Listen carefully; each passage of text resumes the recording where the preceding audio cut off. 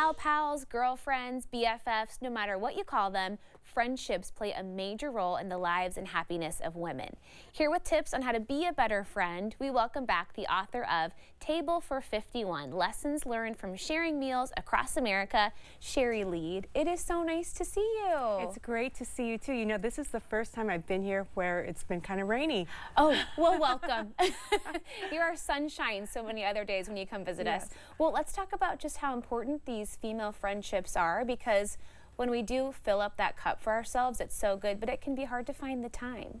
It is hard to find the time, but it's so important to be intentional about it. And you realize that when you go through life stuff, and life throws us curveballs all the time, and those girlfriends, you know, those are your ride or dies. It really can be life-changing when you're going through those really tough things. You have some really great tips for us to maintain and foster these friendships. So, number one, listen to understand, not to respond.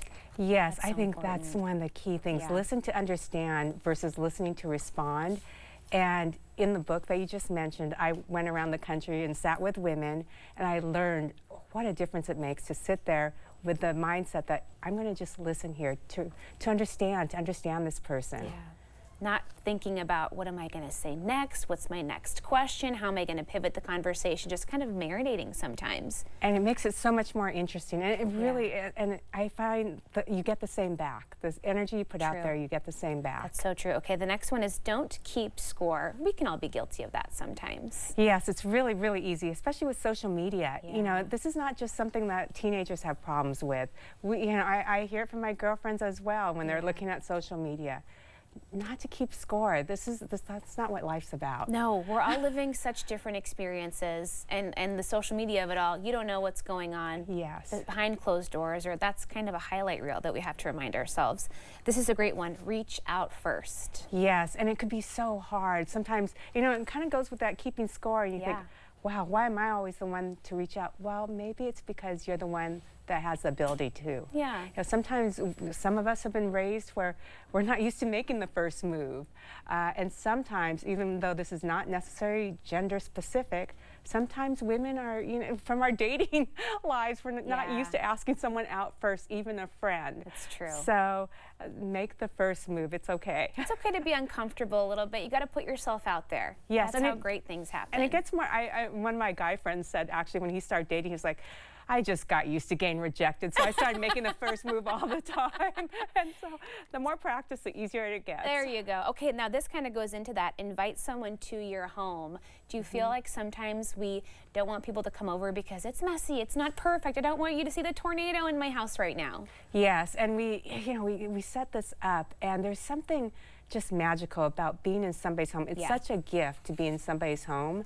And you know, in my travels, there are a few homes I went into, and I could feel that person in that home, and it just made everything, the conversation, more rich to see them in their space. Yeah, it kind of takes that guard down, and it becomes just a much more intimate experience. Yes, and it's a gift to invite somebody in your home. It just really means that you trust them. Okay, how about this? When a friend is going through something tough or just a busy time, check in so simply. Just send that one text, just checking in on you. That's all it has to be?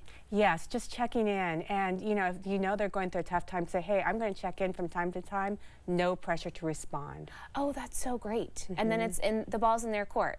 Yes, yeah, absolutely. Because sometimes, you know, if you're going through something hard, especially maybe a health crisis or a relationship crisis, it's hard to respond to all the people. And it's such a relief to just say, okay, I don't have to respond, but gosh, it feels good when somebody's thinking of me. Exactly. Just that little lifeline with no pressure attached to it. Okay, this next one is great.